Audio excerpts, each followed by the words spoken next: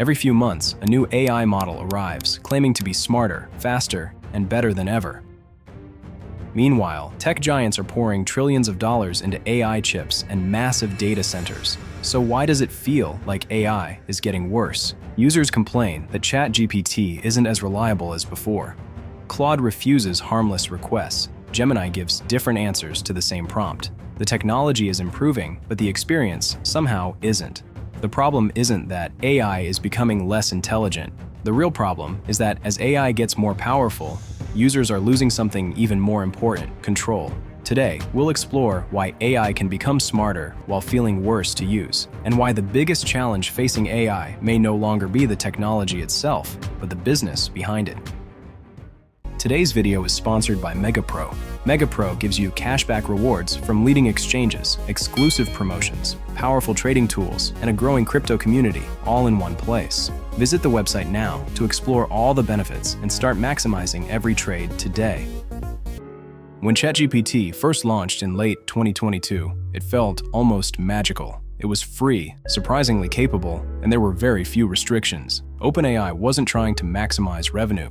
The goal was simple: get as many people as possible to try this new technology. And it worked. Millions of people quickly integrated AI into their daily lives. Students used it to study. Developers used it to write code. Businesses used it to draft emails, summarize reports, and automate repetitive tasks. But that's exactly when the economics changed. Running modern AI isn't cheap. Every prompt requires enormous computing power. Behind every answer are expensive GPUs, massive data centers, and huge electricity bills. As hundreds of millions of users arrived, AI companies faced a new challenge. It was no longer about convincing people to use AI. It became about making AI profitable. That changed everything. Instead of asking, "How can we build the best assistant?" companies started asking a different question: how much are users willing to pay? The AI itself kept improving, but the products surrounding it began changing for business reasons. And that's where many users started feeling that AI wasn't as good as it used to be. Imagine opening the same AI chatbot tomorrow, typing the exact same prompt, and getting a completely different answer. You didn't change anything, but the AI did. That's one of the biggest differences between AI and traditional software. When you install a normal application, it stays the same until you update it.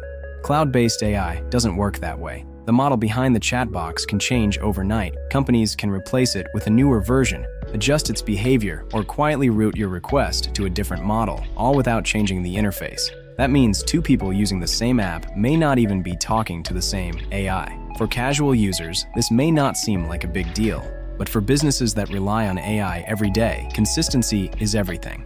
A prompt that worked perfectly yesterday might fail today. Code that was generated correctly last week may suddenly contain errors. A workflow your team depends on can break overnight without warning. Then there are subscription limits. Today, paying for AI doesn't always mean unlimited access. Depending on your plan, you may have message caps, token limits, or automatic downgrades to smaller models once you reach your quota. The result is simple. AI is becoming more powerful, but users have less control over which model they're using, when it changes, and how it behaves.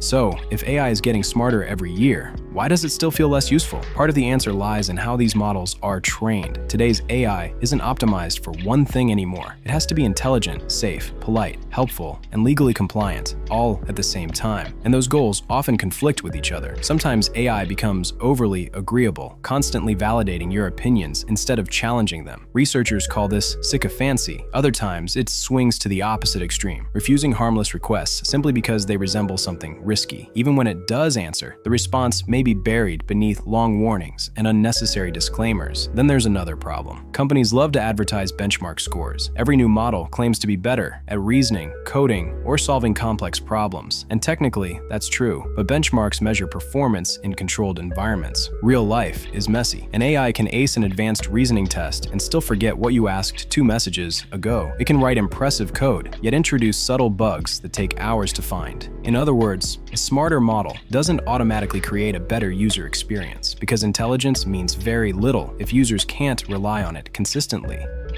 The impact of AI doesn't stop with chatbots. It's beginning to reshape the entire technology industry.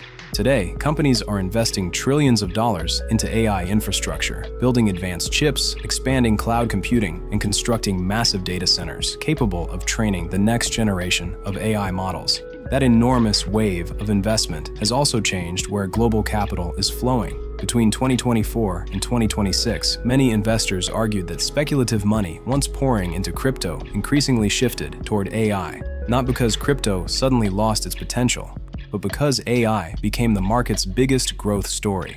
Whether you're building chips, cloud services, or AI software, investors wanted exposure to the AI boom. Meanwhile, another problem was quietly emerging. AI made creating content incredibly cheap. Articles, images, videos, even entire websites, millions of pieces of AI-generated content began flooding the internet every day. People now call it AI slop, content that looks convincing at first glance, but often lacks original research, critical thinking, or real expertise. Ironically, future AI models may end up learning from content created by older AI models. If low-quality synthetic content keeps growing faster than high-quality human knowledge, the internet itself could become less reliable, and that would affect every AI model trained on it. So, is AI actually getting worse? Not really. In fact, today's AI is more capable than ever before. It reasons better, writes better, codes better, and it continues to improve at an incredible pace. The real problem is that users no longer own the experience. Every update, every new limitation, every model change is controlled by the companies running the servers. You don't decide which model answers your question. You don't decide when it's updated, and often you don't even know that it has changed. As AI becomes a bigger part of our daily lives, intelligence alone won't be enough. What users will value most is consistency, transparency, and control, because the smartest AI in the world means very little if you can never be certain how it will behave tomorrow. So maybe the question isn't, is AI getting worse? Maybe the better question is, who is really in control of the AI you depend on every day?